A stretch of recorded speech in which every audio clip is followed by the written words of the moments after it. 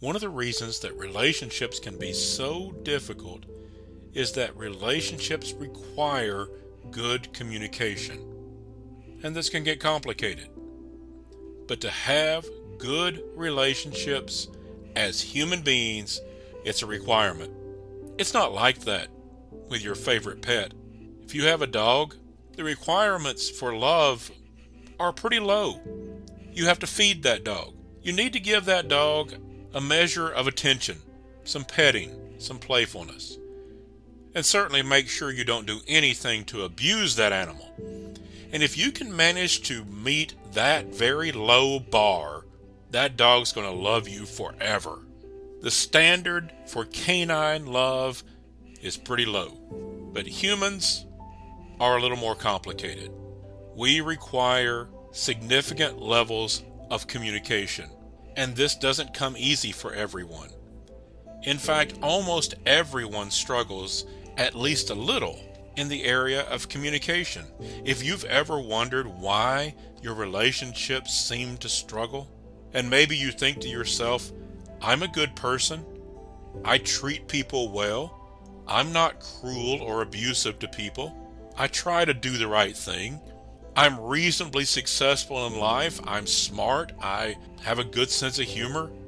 Why am I struggling so much in my relationships? If you have this kind of conversation with yourself, it probably comes down to communication skills. You can be a nice person. You can do good things. You can have lots of good qualities and a great personality. But if you struggle in the area of communication, your relationships are going to struggle. And so let me give you 3 great tips for improving your communication. First of all, listen. And don't just listen to hear when the other person stops talking so you can make your point. And don't just listen to find the flaws in that person's argument. When we are in some measure of discussion or disagreement or argument, it's easy to get caught up in trying to find the flaws in their argument. That you may be listening very intently to what they say. You may pride yourself on being a good listener, but if you're listening for the flaws in someone's argument, you're not going to endear yourself to that person. Yes, what they're saying may be wrong, but is it completely wrong? Maybe they have some good points.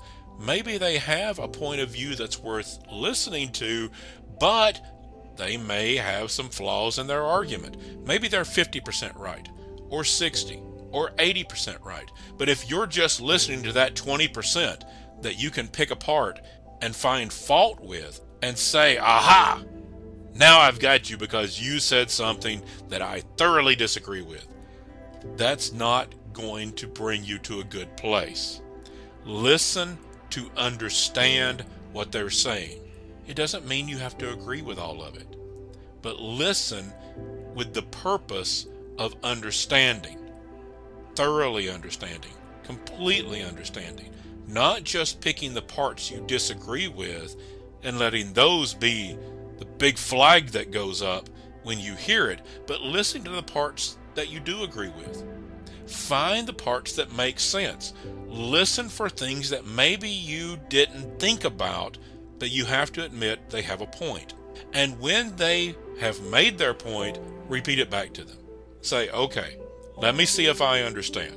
This is what I'm hearing you say. And repeat that back to them, but not just word for word. Paraphrase it. Put it in your own words. Don't just parrot their words back to them like a machine, but show that you have listened in order to understand. And once you understand, you can explain their point back to them. Again, you don't have to agree with all of it. And once you have an understanding, maybe you can say, all right, you have some good points. There's parts of that I agree with, and there's parts of that I didn't think about before, but I see what you're saying. But there are some parts I still would like to discuss. I'm not so sure we see eye to eye on this part. When you do that, a person's going to feel understood. They're going to feel heard. They're going to feel listened to. and they're going to be much more inclined to listen to your point of view and the criticisms you might have of their viewpoint if you've agreed with part of it and you're not just dismissing them or attacking them personally. So don't just listen to respond. Don't just listen to find your area of argument you can attack, but listen to understand, to really get what they're saying. Then when you respond, use I statements. Say things like, I think, or I feel, or the way I see things. That's going to help that person not feel attacked. When you say things like, well, you did this, or you're wrong about this, people feel very defensive, and that's not going to help your cause. That's not going to help the discussion. When you say things like, I'm still having some issues here, what I think in this area is, you have a much better chance of getting your point across when you use those I statements. Say what you think, don't accuse them. And third, be aware that a lot of your communication is nonverbal. If you're doing things like rolling your eyes, if you have a harsh look on your face, if you've got your arms crossed and you're standing there rigid and defensive, if you have a posture that just seems like you're ready to fight, that's not going to go well. Even if you are listening, even if you are using I statements, understand the impression you're giving through your non-verbal communication. A lot of communication is nonverbal. So make sure you take a deep breath, relax a little bit. It's just a discussion. It's just a conversation.